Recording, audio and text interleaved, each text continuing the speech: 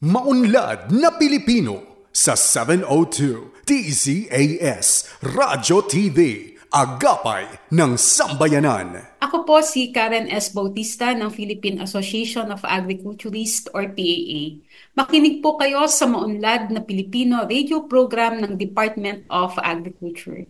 Dito lamang sa 702 DZAS. Suportahan po natin ang mga Filipino agriculturists, mga Pilipinong magsasaka at mangingisda. Ella Arshaga. Para sa Maunlad na Pilipino sa 702 DZAS FEBC Radyo TV, Agapay ng Sambayanan.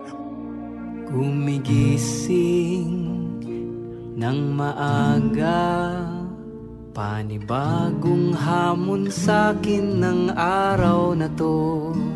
Magsusumikap at nangangarap para lamang sa inyo.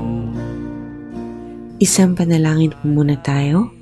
Panginoon, salamat sa lahat ng biyaya at pag-aaraw na pinagkakaloob po ninyo sa amin sa lahat ng araw ng nagdaang taong ito. Sa pagpasok po ng panibagong taon, kami humihiling ng gabay at lakas upang maging mas mga mabuting tao. Naway patuloy po ninyo ipagkaloob ang kalusugan, pag-ibig at kapayapaan sa aming mga pamilya at sa buong mundo. Tulungan po ninyo kaming magpatuloy sa paggawa ng mabuti, magpatawad at magpasalamat sa bawat araw. Naway maging maliwanag po kami sa isa't isa at magpatuloy sa pagpapaabot ng aming mga pangarap sa ilalim ng inyong biyaya. Tinataas po namin muli sa inyo ang simula kabuuan hanggang lapag ng programang ito sa matamis ng pangalan ni Jesus na ating tagapagligtas. Amen. At para sa salita ng karunungan, ang pagkakaroon ng pasensya ay tanda ng tunay na lakas. Magandang umaga po. Ako po si Ella Arshaga. Ngayon po ay araw ng Sabado, December 28, 2024 at welcome po sa Season 6, Episode 52 ng Maunlad na Pilipino dito sa 702 DZAS FEBC Radio TV, Agapay ng Sambayanan. Sa mga ka-tuning pa lamang po, accessible po tayo via online streaming ng dzas.febc.ph. Ganyan din po sa pamamagitan ng Facebook, sa ating official Facebook page, and of course sa 702 po sa AM Band. At bago po ang lahat, siguro sa bahagi ito nais ko pong bigyan ng sandali ang akin pong mentor at boss namin ni John E. Marie Ira Cruz at ng aming Agriculture and Fisheries Information Division, ang aming Assistant Chief po sa mga maaari po o posible po may kakilala sa kanya, si Ma'am Oda Rodriguez. Adora Rodriguez po ay sumama na po kay Lord noon pong December 19. At malubha po namin po itong ipinagluluksa pagka dito po sa paraang biglaan, pero alam po natin na ito po ay kumbaga nasa timing na po ng aklat ng ating Panginoon at humihiling po kami ng mga panalangin upang matanggap po namin ang pangyayaring ito na lubhang makakaapekto po sa aming mga pang-araw-araw ng buhay, trabaho. Muli po, panalangin po at munti pong sandali ng katahimikan para po sa aming minamahal na si Ma'am Oda Rodriguez. At alam ko po, sasamahan po tayo ng mga tagapakinig natin sa ating hiling na panalangin. Kaya ngayon po ay bibigyan naman natin ng bahagi na mabati po ang ating mga listeners and supporters ng Maunlad na Pilipino dito sa 702 DZAS. And of course, una na nga po dyan si Ma'am Marlo Barbosa de Ocera na sumama sa ating advance na pagbati sa ating kapaskuhan. At syempre, sa umagang ito, Merry Christmas pa din po. At syempre po sa lahat ng may ambag, syempre lahat po ay dapat may ambag para sa ating ikauunlad. Ayun, maraming salamat po. Ang ganda naman po ng inyong sinabi. At ganun din po kay Ma'am Helen Arellano. Good morning po. Maligayang Pasko at mapagpalang bagong taon. Dumating na tayo sa exciting part. At dalangin namin na tunay na mapaunlad pa mga magsasaka at kani-kanila mga kabuhayan. Amen! Maraming salamat sa buong taon. Sa iyo, Miss Ella Arsiaga, maraming salamat. Merry Christmas and Happy New Year. Once again, from Ma'am Helen Arellano, thank you so much po. Ganyan din po, binabati rin po natin sina Sir Epifanio Salvador, Anthony Madrid, Mayan Damlan, maligayang Pasko, maunlad na Pilipino, Miss Ella at Ka John, Godspeed. Mula po kay pagbati rin po mula kay Forsina Bernardino, Dulce Alicante, magandang araw po. Miss Ella, Ka John at sa lahat ng nakikinig ng MNP, Merry Christmas po. Ganyan din po kina Ma'am Leonida Tela Sacada Rubio, blessed Saturday morning po sa lahat ng listeners ng Maunlad na Pilipino. And belated happy birthday po sa sister in Christ ni Ma'am Leonida na si Ma'am Susan Catapia. Belated happy birthday po noong December 19. Thanks and God bless po. Merry Christmas. Ganyan din po ang pagbati rin kina Rosa Arigin, Ronald Young, good morning po sa lahat. Merry Christmas. Jesus ay sapat na ngayong Pasko. Ayun nga po. At God is good all the time. Wonderful and winnable Saturday morning. Merry Christmas everyone. Ayun po. At medyo marami pa po pala. Ganyan din po kanaliwayway at yan sa Theodora Rodriguez. Yan, mapagpalang umaga, God bless sa programa Maunlad na Pilipino. Merry and blessed Christmas sa lahat. At ayun, blessed birthday, advance happy blessed birthday na rin. Ayun po, no?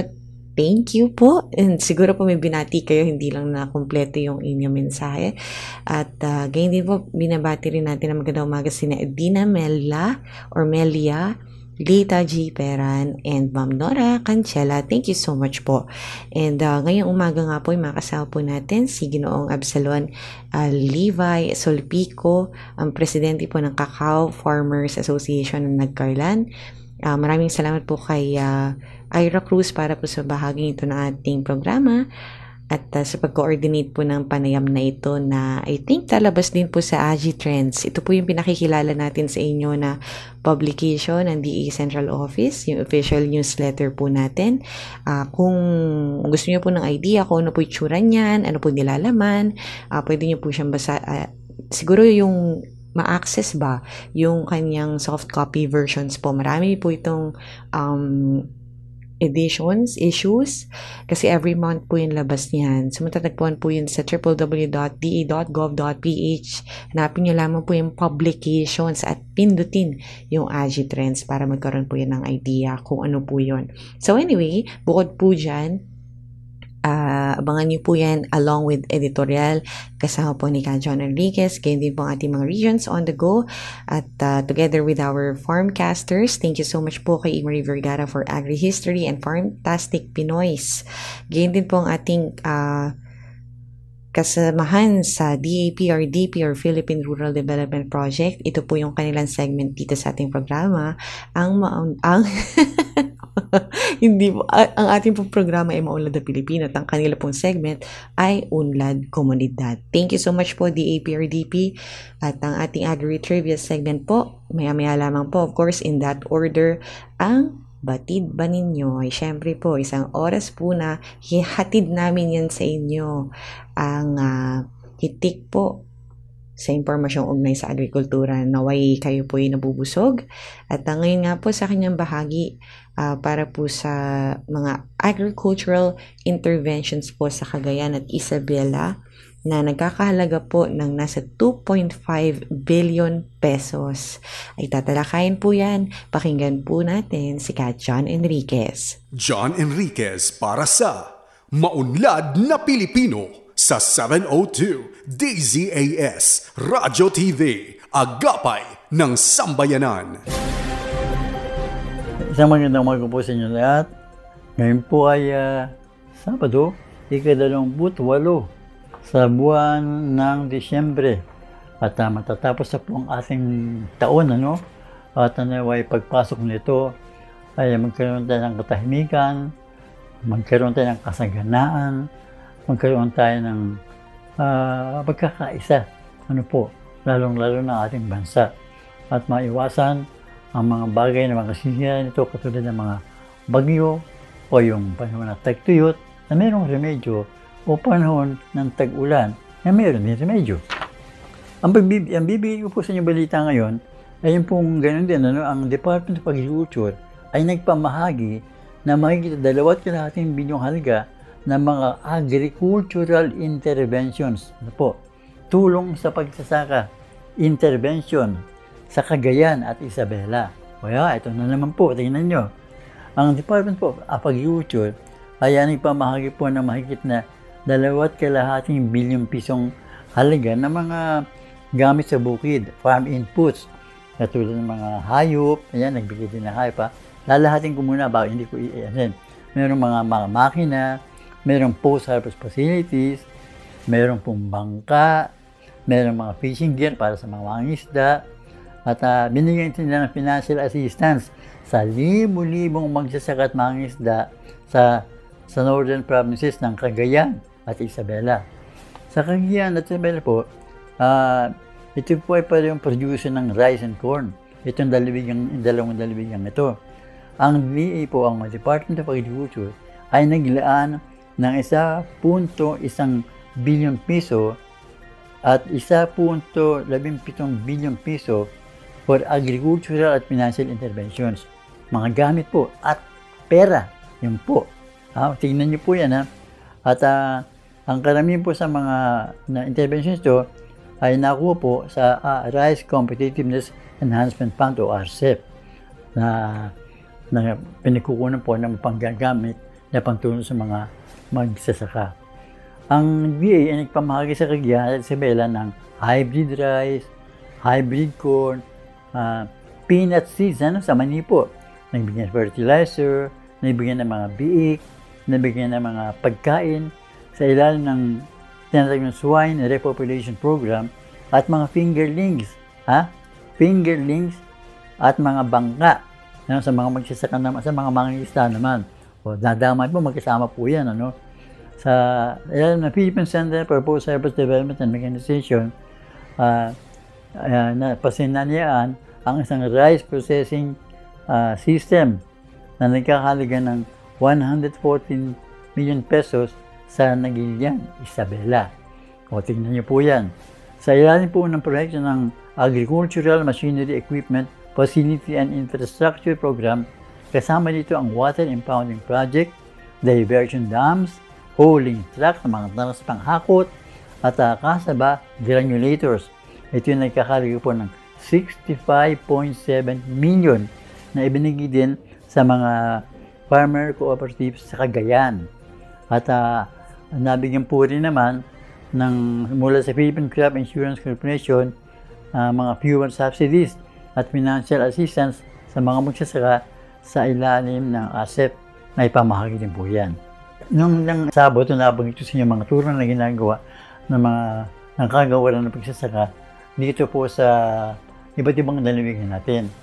Alam niyo po, si Secretary Francisco Chu, Laurel, nag-isang taon na po ang panunungkulan sa kagawaran ng pagsasaka itong buwan ng Nobyembre. Sa isang taon na marami na siya nagawa. At asahan natin na sa papasok ng taon ay marami pa siya nakahandang mga programa dahil ito ay pinag-aaralan na mabuti sa kanyang mga undersecretaries at mga assistant secretaries. At ito ay kanilang pinagpupulungan. At pati yung mga regional directors, nagpupulong sila dyan kung ano ng mga pangailangan na maaari ibahagi ng kagawaran ng pagsasaka. Ngayon naman po, dumako na tayo sa ating mga kasama. Magbibigay po ng balita para sa ating Regions on the Go. Sa pangunguna ng kagawaran na pagsasaka para sa Gitnang Luzon ay matagumpay na naisagawa ang Mechanization Roadshow 2024 na may temang Gitnang Luzon, Sentro ng Mekanisasyon. Katuwang ang PhilMec, Local Government Unit ng Lungsod ng Cabanatuan at ng Korea Agricultural Machinery Industry Cooperative o Kamico. Noong ika-29 hanggang ika-30 ng Nobyembre taong 2024 sa Plaza Lucero, Cabanatuan City, Nueva Ecija. Ang Machinery Roadshow na ito ay naglalayong ipakita at isulong ang mga makabagong makinaryang pang-agrikultura para sa palay, mais at iba pang high-value commodities sa mga magsasaka at iba pang stakeholder sa sektor ng agrikultura sa Gitnang Luzon. Ang temang Gitnang Luzon, Sentro ng Mekanisasyon ngayong 2024 bilang nangungunang rehiyon at sentro ng pagsulong ng lokal na industriya at ng mekanisasyon sa sektor ng agrikultura. Bilang bahagi ng aktibidad, nagbigay ng mensahe ng suporta ang mga kinatawan mula sa iba't ibang institusyon na katuwang ng kagawaran ng pagsasaka para sa programang ito. Tampok sa isinagawang roadshow ang mga makinarya gaya ng cabin type tractor, loader, plow, rotavator, leaf maker, leveler onion seeder with cultivator, onion stem cutter, onion harvester, seeder, drone with seed spreader, rice mill infinity, rice mill gold type, corn rice mill, agricultural dryer, wall sprayer at transport vehicle. Nagkaroon rin ng iba't ibang seminar sa pangunguna ng PhilMec patungkol sa technical cooperation in agriculture mechanization development, mechanized onion production system, at potential of MEWP in harvesting and other off-ground mango operation in the Philippines. Nagsagawa rin ng demonstrasyon ng mga makinarya sa Barangay Talipapa, Cabanatuan City, kung saan ipinakita ng Kamiko ang gamit ng bawat makinarya sa naturang roadshow, gaya ng tractor with loader, plow, rotavator with leveler, tractor with leaf maker, rice precision seeder, lifting machine, corn mill, rice mill with broken separator, fruit and vegetable dryer, drone spreader, boom sprayer, truck-mounted sprayer, at kung magkano ito mabibili ng mga individual na magsasaka at kooperatiba. Kabilang sa mga dumalo ay sina DA Undersecretary for Special Concern and for Official Development Assistant Foreign Aid, Jerome V. Olveros, Regional Executive Director Eduardo L. Lapos Jr., Regional Technical Director for Operation and Extension Arthur Dairit, PhilMec Director 3 Joel Dator, Kamiko Chairman Mr. Shinjil Kim, at Cabanatuan City Mayor Micah Elizabeth R. Vergara. Iginawad ng Department of Agriculture Regional Field Office 10 ang tatlong agricultural infrastructure projects na nagkakahalaga ng mahigit 12 milyong piso kamakailan lamang sa local government unit ng San Fernando, Bukidnon. Sa isang turnover ceremony na ginanap noong 18 ng Disyembre, iginawad ni DA10 Regional Executive Director Jose Apollo Y. Pakamalan ang Certificate of Turnover para sa solar-powered irrigation system na nagkakahalaga ng 7.4 million pesos sa lokal na pamahalaan ng San Fernando at malugod na tinanggap ni Municipal Mayor Rogelio C. Yeke kasama si Municipal Agriculturist Colleen Alva C. Ambos at Barangay Captain sa Kayaga Noel R. Espares. Pinondohan ng DA Rice Program sa taong 2024, ang SPIS ay may 80 solar panel array, 22 kilowatts at makakapagserbisyo sa humigit kumulang 20 ektarya na sa haut-ulan na palayan sa nasabing lugar. Sa ibayong dako naman, iginawad ng DA10 ang Rehabilitated Candelaria Diversion Dam na nagkakahalaga ng 4.5 million pesos sa Candelaria Palongkot Irrigators Association na may kahabaang 500 metro at makakapagserbisyo sa humigit kumulang na 60 ektaryang palayan. Dagdag na iginawad ng DA sa pamamagitan ng Coconut Farmers and Industry Development Plan ang 180 square meter nursery establishment na nakakahalaga ng humigit 496,000 pesos sa Organic Multipurpose Cooperative na makakabenepisyo sa humigit kumulang 200 miyembro ng nasabing kooperatiba. Para sa maunlad na Pilipino, ito po si Gabriel Andres mula sa Region 10. Taos-pusong ipinagmalaki ng Department of Agriculture Caraga ang patimpalak na natanggap ng Regional Agriculture and Fishery Council o RAFC Caraga sa ginanap na 10th National Volunteers Day Awards. Ang naturang patimpalak ay dinaos ng DA Philippine Council for Agriculture and Fisheries o PICAF kamakailan lamang sa Cebu City. Ayon kay Judel Tabadag, Division Chief ng Planning, Monitoring and Evaluation Division ng DA Caraga, na 3 awards ang natanggap ng RAFC Caraga sa naturang awarding ceremony. Ani ang una ay ang Outstanding RAFC Executive Committee, habang si RAFC Caraga Chair Christopher H. Lindo ay nagawaran bilang Partnership Champion Award, at ang pangatlo ay ang Pillar of Consultative Bodies Award para naman kay Antonio Flores Cabrera na siyang RAFC Sectoral Secretary for Rice and Corn. Ang 10th Volunteers Day Awards ay isang taonang event upang bigyang pagkilala ang di matawarang kontribusyon ng mga Agriculture and Fisheries Council or AFCs bilang bahagi naman sa pagpapaunlad ng agri-fishery sector ng bansa. Mula sa Department of Agriculture, Caraga, ito si Aurel Araiz, ang inyong tagapag-ulat. John Enriquez para sa Maunlad na Pilipino sa 702 DZAS Radyo TV, Agapay ng sambayanan. At sa bahaging ito, tunghayan natin ang agri-history.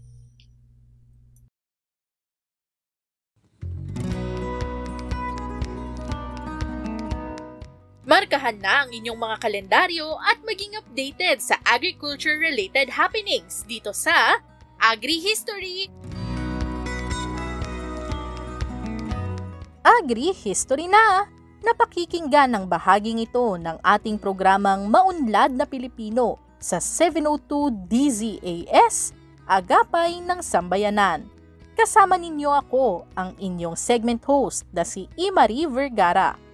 Bilang pagsuporta ng Department of Agriculture o DA sa Republic Act No. 9710 o Magna Carta of Women, tauna nitong idinaraos ang Search for Outstanding Rural Women sa pangunguna ng DA Gender and Development Focal Point System. Pinararangalan ng SORW ang mga kababaihan sa kanayunan na nagpamalas ng angking kahusayan at natatanging kontribusyon sa larangan ng agrikultura. Kinikilala rin ito ang mga huwanang rural women na nakatulong sa pagpapaunlad ng kanilang kapwa. 7 kababaihan mula sa kanayunan ang pinarangalan ng DA SORW 2023 sa naging awarding ceremony nito lamang December 14 sa Convention Hall ng DA Bureau of Soils and Water Management, Quezon City. Tumanggap ng special citation para sa kanyang mahusay at natatanging kontribusyon sa agricultural at rural development si Agrifina Agustin Gabres, ang Region 3 nominee na nagpakilala ng mahuhusay na kasanayan pagdating sa pagtitilapia sa kanyang mga kapwa mangingisda sa Maria Aurora. National finalist naman si Vilma Oliva Coronel, leader ng isang katutubong tribo sa Buhi, Camarines Sur at nominee ng Region 5. Itinanghal naman bilang 4th runner-up ang Region 12 nominee na si Gina Bermudez de Puyart, isang integrated at diversified farmer mula Sorala, South Cotabato. 3rd runner-up si Thelma Turingan Alabon, Region 2 nominee at hybrid rice farmer mula San Mariano, Isabela. 2nd runner-up ang nominee ng Cordillera Administrative Region na si Josephine Pelila Laios, isang coffee at integrated farmer mula Sagada, Mountain Province. Inangat naman ng coffee farmer na si Marivic Kamahalan Dubria ang bandera ng Bansalan, Davao del Sur at ng buong Region 11 nang magwagi bilang 1st runner-up. Tinanghal namang national winner ng DA SORW 2023 si Maylene Verador Tayapad, isang organic turmeric farmer at processor mula sa Lagonglong, Misamis Oriental. Isang cancer survivor at naging biktima ng domestic abuse. Ginamit ni Maylene ang mga masasakit na karanasan upang paghusayin ang kanyang organic farming at makapagbukas ng maraming oportunidad sa kanyang mga kapwa babae at magsasaka sa Lagonglong. Sobrang daming nagmamahal sa akin doon sa region po namin, lalo na po yung director namin at saka yung mga staff po ng DA talaga. Kasi kung hindi nila ako nakita, hindi po ako makakarating dito. Yung katuparan pala ng pangarap ko na sana yung ma-recognize man lang yung mga paghihirap ng mga women po sa rural area po. Kasi akala ko hanggang doon lang kami yung magbasok-basok ng maglampas-lampas po. But ngayon, andito po ako sa malaking stage po na nakapagsalita ng ganito.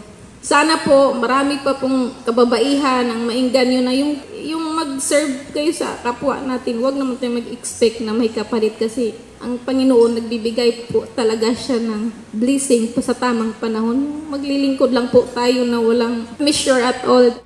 Tinig ni Maylene Verador Tayapad, ang bagong hirang na national winner ng DA Search for Outstanding Rural Women 2023. Isang mahalagang pangyayari sa ating agri-fishery sector ang natutunan natin this week. Sundan ang Maunlad na Pilipino sa facebook.com/Maunlad na Pilipino. I-like at i-follow ang Department of Agriculture sa Facebook at YouTube. Magsama-sama tayong muli sa susunod na Sabado Ako si Imari Vergara para sa Agri History.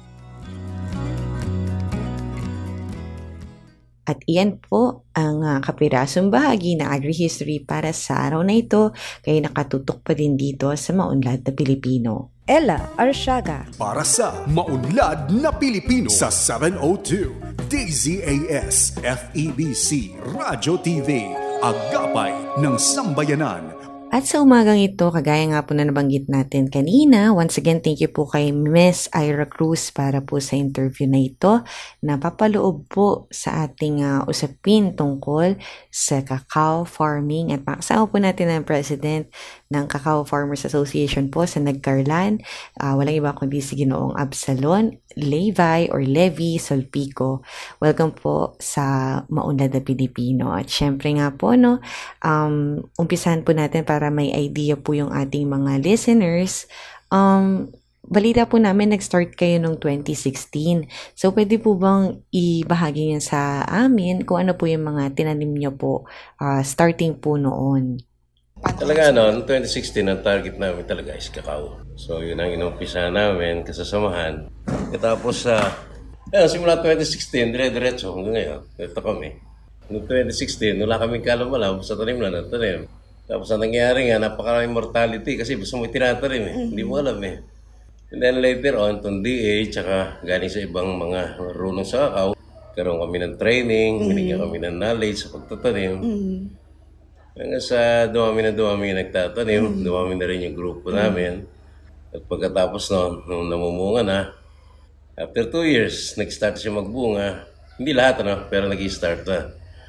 So, ng mga 3 years, more than 3 years, ito, marami na yung bunga niya. And then, iniisip namin kung anong gagawin namin. Kasi nga, wala masyado pa namimili ng beans ng cacao doon. So, ang nangyari, nagkanya-kanya kaming gawa. So, ginagawa namin tabliya para hindi masayang yung beans. Kami nagdadry, kami nagro-roast. Tsaka pinagigiling na namin sa palengke. And then, napag-isipan namin na yung asosasyon, ipunin yung mga beans at gumawa ng sariling tabliya. So, ito ngayon, gumagawa kami ng mga tabliya para sa asosasyon. And then, from tabliya, hindi pala, kasi noong ako presidente ng Laguna Cacao Farmers Association, nabigyan kami ng grinding at saka roasting machine noon. So, nakapag-start kami. And at the same time, nung nag-focus na ako dito sa napalitan na ako sa Laguna, nag-focus ako dito sa Nagcarlan para may ayos namin yung pag-process namin ng cacao. So, at the time, noong problema kami, kung saan kami gagakukuha ng machine, ng mga grinder, roaster, at saka yung dialer. So, nagkataon itong sa mga ng magsasaka ng Banilan, meron silang pending tawag dito na machine, roasting, at saka grinding machine, roaster, at saka yung dialer. So, ang problema nila, wala sila yung parang, tawag dito, cash out, na ika-cash out para sa machine. So, isa doon sa taga ron, ka-member namin dito sa Sipan. So, nag-usap kami, nagkaroon kami kasunduan na yung bali equity, ibibigay lang kasi nasa mga 80,000 yun eh. So, pinag-share yung mga member ng Sipan at saka itong si Jinky Manikad, tinulungan kami. Sa pondong kailangan makuha yung machine. So hanggang ngayon, nakuha namin yung machine ng Banilan. So hanggang ngayon, ginagamit namin yan. At napakaganda naman, malaking tulong para sa amin. Na hindi na kami pupunta ng palengke para magpag-grind. Okay, hindi na kami bibili na Pero sa ngayon, hindi amin yan. Para hiram lang namin. Nakakatuwa po yung ating naumpisahan with regards po sa ating cacao processing. Pwede po ba natin i-share kailan po kayo naman nag-umpisa sa cacao wine at saka yung mga lip balm po natin? Itong mga cacao wine, at saka itong mga cacao soap, ito ay through Sir Dennis, through Cares. Nagkaroon kami ng training sa Cares. So from there, actually nag-start kami, ilan lang.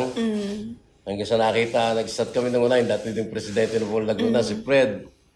Tapos nag-request yung grupo, sige, alam mo sa Sir Dennis, napapilis ka usapin, So, ayun, tinuruan kami. Pero nag-push through talaga si Fred at saka si Selly. Yes, parehong member namin din si Pan. So, yung produkto nila nakapasok sa si Pan. So, sila nag-start talaga. Tapos yung mga byproducts na nakita mong iba't ibang product through innovation na nila. Yung chili sauce. Ayun, mga idea na. Tapos meron kaming cacao brittle. Tapos champurado. Idea ng mga member. Kanya-kanya yan. May mga member na mga innovative. Kaya nakakaisip ka meron ice cream. Sila rin niya. Choco spread. Kasi yun, so nandiyan yung kasama natin nag-invento nun, si Beng. Siya nag-isip nun. So, gamitin niya yung cacao as isasama sa chili sauce. So, kaya yun, cacao chili sauce. Ayun. So, tapos meron nga tayo yung instead na peanut brittle ng Baguio, cacao brittle dito sa amin. Kaya lang, wala pa yung hindi pa natin ko yung sample ng mga sasarapan doon. Tapos yung champurado, ready mix na, kukulo mo na lang. Marami-maraming produkto. Merong lip balm, merong lotion. Ano na po ba? Tapos si Tess, ayan, nakita yung kanyang mga fossilized leaves. Tess yun. Although tinuro sa kanya, kaya lang through nai-ayos niya. Kasi malakas mabenta sa amin ngayon yun. Marami pa kayong produkto. Yun yung mga big products. Wow, nakakatuwa naman po talaga yung mga napoproduce natin, no? Pwede po ba nating i-share? Meron din po ba kayong background sa agrikultura? So, totoo lang, wala kasi galing din ako sa corporate. Galing ako sa Wilig Pharma. So, tagal ako 30 years after retirement. Sabi ko, uwi na lang ako ng Laguna. Wala akong magawa. Tatanim ko lang kamote. Hindi pala kamote, maitinamin ko kakao.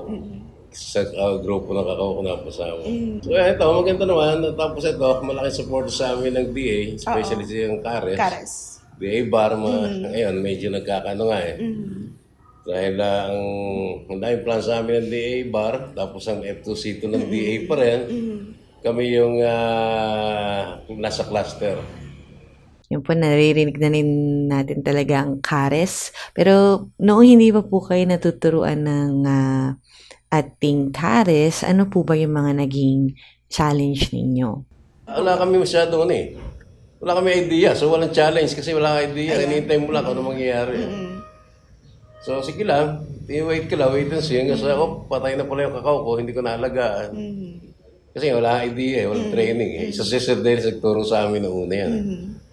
I remember that was siguro 2016, 2017. So siya nagturo from Cares nga. Tinuro kami paano magtanim, paano pa alagaan yung kakao. Pero nung una, wala kaming alam. Bakit po pala kakao yung napili natin? Kasi madami naman pong iba dyan na na pwede. Hindi naman, kasi ang kakao napasama sa high value crops. So, based sa study, ang kakao kasi is in demand locally, internationally. So, totoo lang, sa ngayon, lalo sa panahon ngayon, ang hirap mag-produce ng beans na kakao. Maraming area naghahanap ng beans. So, sabi ko nga, ngayon, kinukulang kami sa beans. So, walang problema. Ang problema namin is paano namin ma-maintain na ayos yung aming mga. Pero sa ngayon, ang ganda nga na suporta ng DA sa amin, kasi nga, nasa F2C2 kami. So, meron kaming 5-year plant life project na dire-diretso yung support nila. So, mangyayari, bigyan kami ng facility, bigyan kami ng mga equipment sa kailangan namin. So, yung mga importante bagay na kailangan bibigay din ng DA. So, iba pa yung sa Cares, iba pa yung sa Regional DA F2C2. Oo nga po, no? Sa mga listeners po natin, isa sa mga mahalagang programa po natin, yung F2C2. At sa inyo po, sir, kailan po kayo napasama sa clustering? Last year.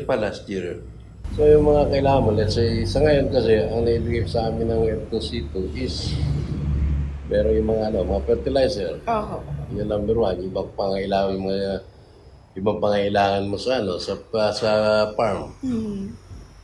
Tulad halimbawa ng mga tawag dito, ng grass cutter, o naman ng mga kakailangan importante na ibigay nila. Ngayon, last year nabigyan na kami ng yung bean storage facility. Meron maliit na building doon na Puro mga ganito talaga. So binigyan din ng F2C yun, ng DA. So ngayon, nakaplano, issue on ng facilities na with equipments pa. So, mangyayari ngayon, doon sa barangay Alumbrado, doon ilalagay yung aming talaga processing plant ko sakali. Dito po ba DA yung nagbibigay ng equipment for processing? Ano po kaya yung mga best practices natin sa cacao farming or ito nga pong ating processing, pagpuproseso? Dito kasi, pansamantala lang ito, kila testo eh. So, nakikiano lang kami, nakikigamit lang kami. Ayun, wala yan. Ang equipments na nabigay sa amin na, actually, hindi pa nga hindi pa nga DA. Kasi nung presidente, nakikinig ako sa DA ng Kwan para sa Laguna. Presidente ng Laguna. So, iba yun. Kaya nag-request kami para sa Nagcarlan. So, hindi namin alam kaya narating. Pero alam ko, nasa plan yun. So, siyempre, una, yung paano mo ma-maintain ng maayos yung farm mo. Kasi una, pagdating sa ako, matrabaho rin talaga. Hindi yung basta pwedeng bayaan lang dyan, abangan mo lang yung bunga niya. Hindi. Kasi una, kailangan i-fertilize siya. Kailangan yung number one na yung pruning niya. Kailangan lagi. Kaya kailangan well-maintain yung kakao mo para mag-produce siya ng maraming bunga. So, isa sa mga sinishare din namin paano i-maintain yung farm, cacao farm. So, ano yung mga kailangan, ano yung mga dapat gawin. So, na-share din namin yan. So, lang yung sa hindi member namin. And then, pagdating naman sa processing ngayon, na marami kinatunan kung paano yung una-una, yung fermentation, tapos yung drying, yung dalawang number 1 and 2 kasi yun, yun ang importante sa cacao. Pag-ferment mo at dry mo ng ayos, doon ka mapapaganda yung resulta ng produkto mo. So, paano tawag dito, paano mo i-dihal yan, i-grind yan, i-roast yan. So, kailangan mo yung mga tamang paraan na dapat mong susundan. So, yun na na-share namin. At yun ang mga natunan namin sa kung true training na galing nga. So, karamihan naman ang training namin is galing sa LGU. DA, DTI, kung ano mga API. Marami kasi ibang mga nagkakandak ng seminar na ini-invite kami. Mga 50 kami. Under namin si Day since September 21, I think, last year. Nabanggit po natin yung CDA. Paano po ba dito mag-member? Tsaka, nagmamarket din po ba tayo ng mga products natin? Siyempre, kami mga may membership committee kami na ka muna. Tawag dito, lahat. Tatanungin ka lang, interviewin ka. Siyempre, titingnan nyo anong interest mo, anong may share mo. Kasi, nauna, sige lang, sige. So, magkaya-bayad ka na 100 pesos na, member ka na. Kaya lang, nangyari noon na maraming naging inactive, maraming nag-member lang, hindi mo naman nakita. So, ngayon, mayroong mga inactive member, pero andyan pa rin halos. Hindi karamihan ng market namin sa trade fair. Trade fair. Kaya tapos meron misa, nagkakanta kami ng parang tawag dito yung pre-taste. Kaya o kung saan man, marami. Maganda naman nag-resulta. Problema lang talaga kasi, una, kaya hindi kami makapag-produce ng volume talaga. Kasi kailangan namin yung mga importanteng documents. Halimbawa ng CPR, private registration, yung mga license to operate. Wala kami yung mga yan Ang meron lang talaga kami is mayor's permit. Tsaka yung permit for At dito na nga po tayo sa medyo exciting part kasi syempre pumapasok na yung ating kita after nung ating mga learning, nung ating mga inputs, nung ating trial and error.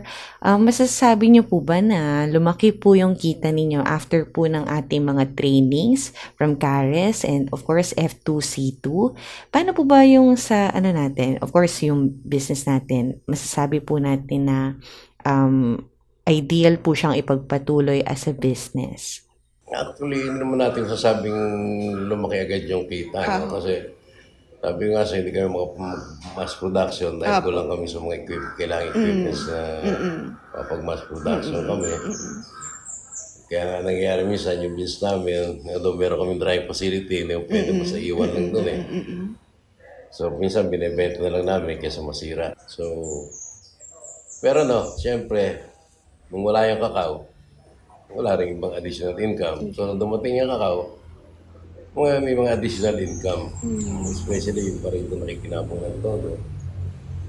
Tulad ng mga gumagawa ng mga produkto ng mga byproducts, may champurado, may cacao nibs, cacao fritel, may wine, at saka iba-iba pa, may ice cream, may cocoa spread, marami yan eh.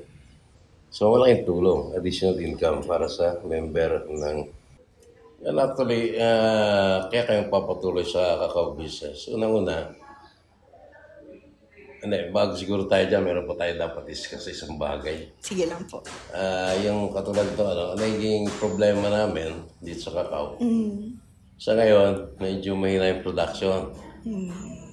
Una, tagulan. Tapos yun nga, nagkakaroon ng tawag dito ng mga disease yung cacao.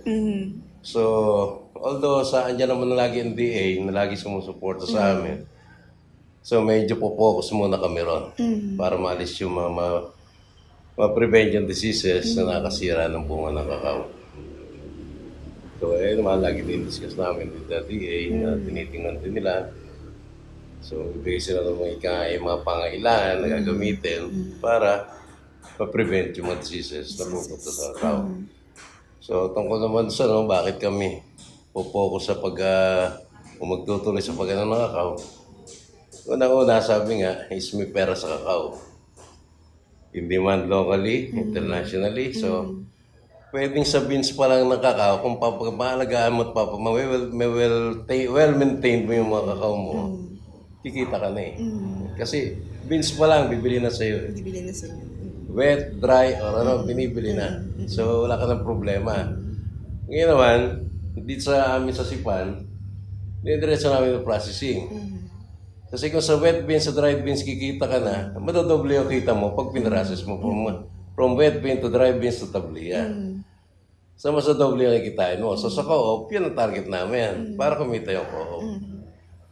Yun ang pinaka-main target namin. Main objective namin. Kasi nga, may pera, beans pa lang, pera na. I-dry mo, kimikita ka, dadagdagan yung kita mo. Mas lalo pag ginawa mong tabliya yan. Pag ginawa mong tabliya yan, siguro madodoble yung kita mo from dried beans to tabliya. And at the same time, from tabliya, marami pa akong byproducts na nagagawa. Although nakakagawa na rin kami ng mga chocolates. Apo. Yung mga dark chocolate, nakagawa na kami. Champurado. Tsaka yung mga peanut cacao brittle. Tsaka yung chili sauce, cacao chili sauce, cacao ice cream, chocolate spread. Marami. So talagang yan ang target namin. Muli maraming salamat po, Sir Absalon Sulpico. Siya po ang President ng Cacao Farmers Association na Nagcarlan. Natuto po tayo at natuwa about sa ating mga pwedeng ma-explore with regards po sa ating pagsasaka ng cacao. So once again, maraming salamat po sa ating kasamahan na si Ira Cruz para sa bahaging ito ng ating programa. At narito po ang Unlad Komunidad o UK, katuwang po natin dito, of course, ang Philippine Rural Development Project. Ngayong umaga sa Unlad Komunidad, mapapakinggan natin ang balita tungkol sa ginanap kamakailan na 18th World Bank Implementation Support Mission at 3rd para sa DAPRDP Scale-Up.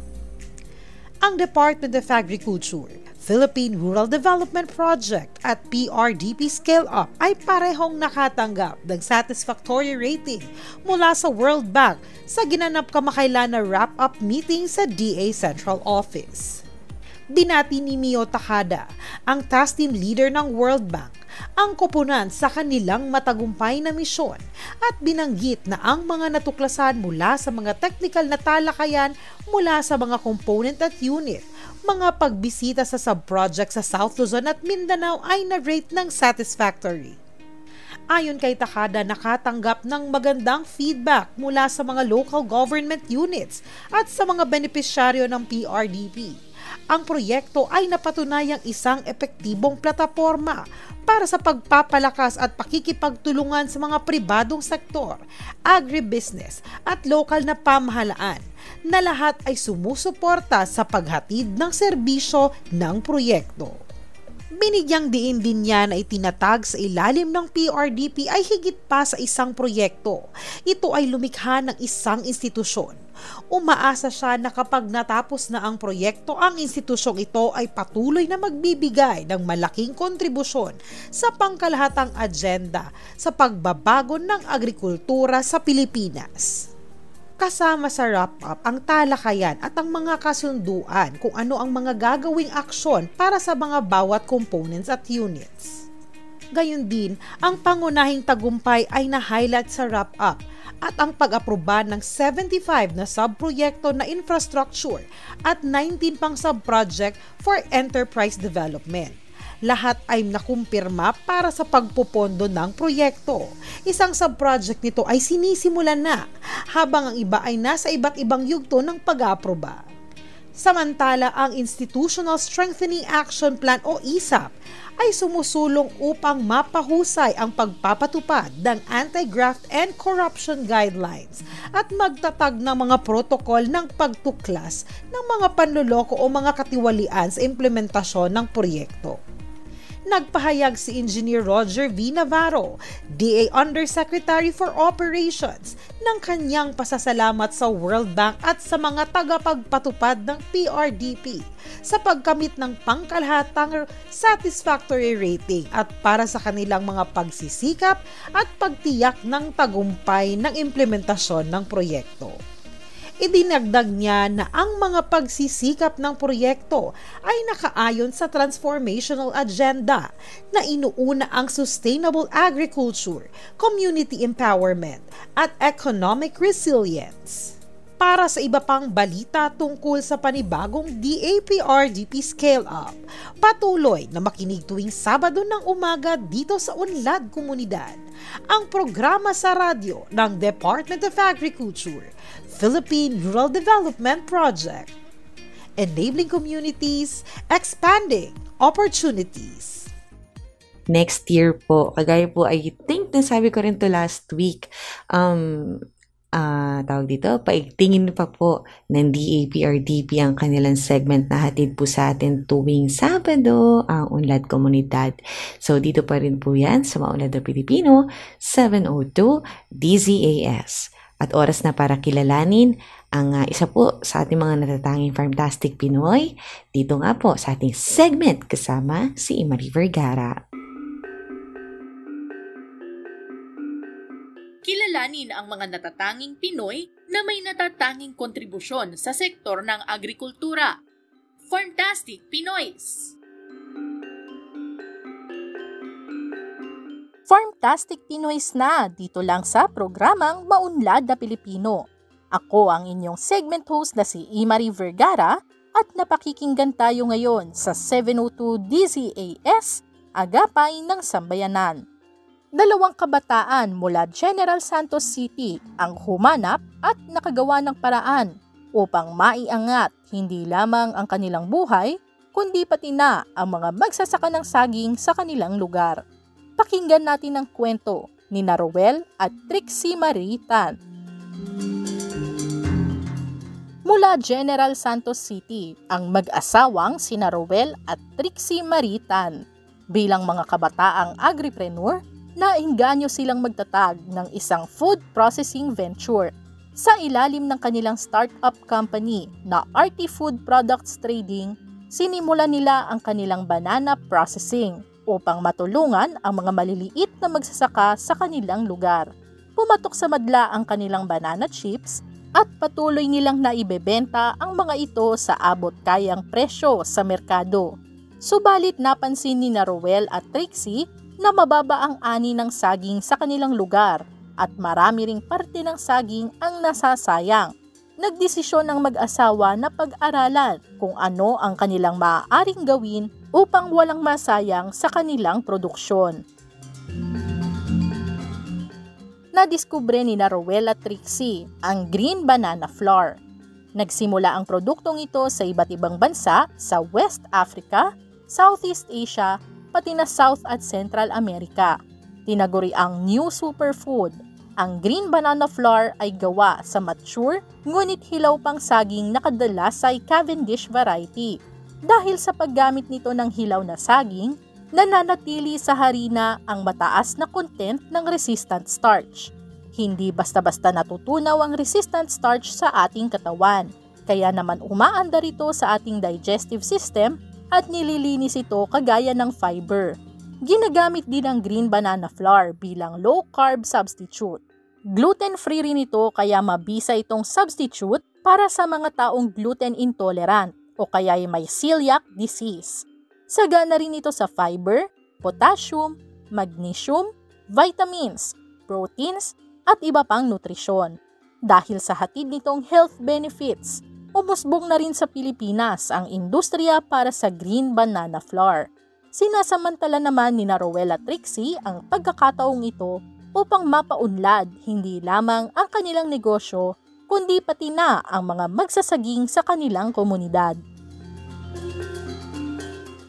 Lumahok si Rowella Trixie sa Young Farmers Challenge 2022, isang financial grant assistance program ng Department of Agriculture para sa mga kabataang Pinoy na nais magsimula ng kanilang agri-venture.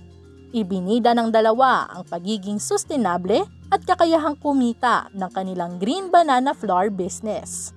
Dahil dito, kinilala sila bilang isa sa national level awardees at top 12 outstanding youth agribusiness models sa ilalim ng processing category ng naturang kompetisyon.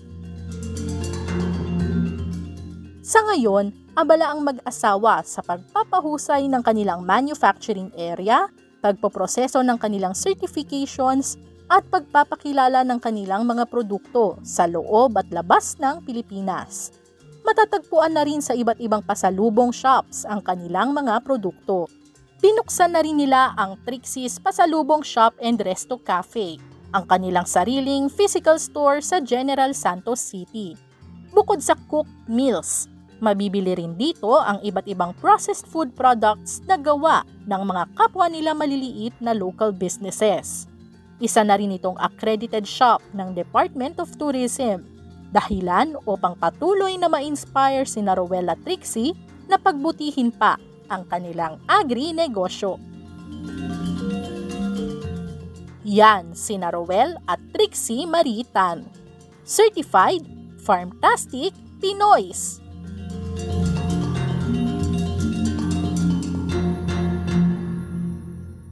Thank you so much, Marie. At ayan po ang Farmtastic Pinoy para sa araw na ito. And of course, welcome po sa ating Agri-Trivia segment na kung tawagin natin ay Batid ba ninyo?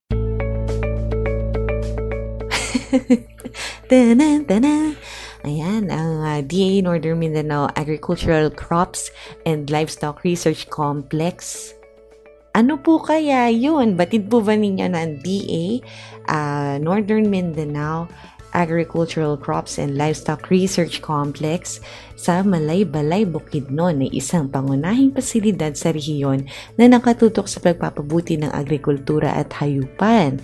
At isa po sa kanilang pinakamahalagang proyekto ay ang Smart Greenhouse na naitatag sa pamamagitan ng tulong mula sa gobyerno ng South Korea. Ang Smart Greenhouse ay gumagamit ng makabagong teknolohiya mula sa Korea upang mapabuti ang produksyon ng mga high-value crops tulad ng strawberry, cherry tomato, at white potato na itinuturing ng mga potensyal na pangunahing produkto ng Northern Mindanao. Bukod po dito, ang NMA CLRC ay patuloy na nagsasagawa ng mga makabagong pagsasaliksik upang mapabuti ang mga variety ng palay, mais, at iba pa mga pananim, pati na rin ang pagpapabuti ng mga hayop na inaalagaan sa rehiyon. Ang ating pong NMA CLRC ay nagpapatupad ng mga programa tulad ng corn production na gumagamit ng mataas na kalidad ng mga binhi at teknolohiya upang mapabuti ang ani. At kasama na rin dito ang field days at mga technical na pagsasanay na tumutok sa mga magbubukid upang matutunan po nila ang pinakamahusay na mga pamamaraan sa pagpapalago ng mais at iba pa mga pananim. Bukod dito, isa pang kilalang proyekto ng complex ay ang pag-promote sa or ng precision agriculture at smart farming upang matulungan ang mga magsasaka sa kanilang operasyon. Sa pamamagitan ng mga pagsasanay at teknolohiyang ito, layunin po ng NMA CLRC na mapataas ang ani at kita ng mga magsasaka, pati na rin mapabuti ang kalidad ng mga produktong agrikultural at mga hayop. Para po sa karagdagang impormasyon kaugnay sa Northern Mindanao Agricultural Crops and Livestock Research Complex at iba pang serbisyo at programa ng DA Region 10 Northern Mindanao, bisitahin lamang ang www.cagayandeoro.da.gov.ph. Ayan po ang ating batid ba ninyo para sa araw na ito. At muli po maraming salamat po sa oportunidad na kayo ay maaming mapaglingkuran ang Maunlad na Pilipino ay programang pangradyo hatid sa inyo ng Department of Agriculture, Agriculture and Fisheries Information Division. Kaya John? Manarito po ating pagkain-kasiban para sumayon ito mula sa Kawikaan, Kabanata 12, Talata 13. Ang masama ay mahuhuli sa kanilang bibig, ngunit ang matuwid ay malalayo sa ligalig.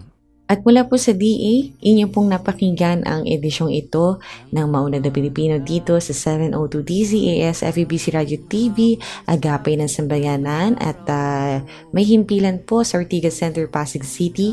At kasapi rin po sa KPP, of course, ang kapisanan ng mga broadcaster ng Pilipinas. Thank you so much po sa aming DZAS family. Nakatuwang namin sa bawat episode, kabilang ang last episode natin for the year. Ito po yun! Can you believe that? Sa awa at grasya ng Panginoon ay naitawid po natin ang taong 2024. Maraming salamat, Panginoon. Inyo pong talino at lakas ang nananalaytay sa bawat individual na katuwang po natin sa ating episode. And of course, sa inyo po mga tagapakinig, kamusta po kayo? Maraming salamat po sa inyong suporta at pagsama sa atin tuwing Sabado. Next Saturday po ulit. Naku, isang taon na po kaagad ang makakalipas niyan. Papalit na po ulit ng ating kalendaryo. Siyempre po, muli sa lahat ng katuwang ng programang ito, kabilang po si Ka John Enriquez, Imri Vergara, Ira Cruz. At muli po babanggitin ko po, isa po talaga sa mga unsung heroes ng aming kagawaran sa Central Office na dumadali po sa lahat ng aming regional offices, bureaus, attached agencies, ang aming pinakamamahal na Assistant Division Chief ng AFID. Ang episode na ito ay also alay po namin sa kanya in her loving memory. Muli po, Ma'am Oda Rodriguez, hanggang sa muli po, mahal na mahal ka po namin. At sa episode na ito, pansamantala po kami magpapaalam. Ako po si Ella Arsiaga, para po sa ating lahat. Ngayon po yung panahon na kasama natin yung ating pamilya. Ito po yung aking sariling pamilya po ay nag-extend lang din po sa akin ng pangunawa dahil talagang tumapat po sa panahon na ito ang pag-uwi po ni Ma'am Oda sa Lord and what we can do during the time that we do. So maraming salamat po sa lahat ng ating mga kapamilya na umuunawa sa ating mga bawat anumang klase ng sitwasyon. Hanggang sa muli po at enjoy the rest of the weekend! Maunlad na Pilipino sa 702 DZAS Radyo TV, Agapay ng Sambayanan.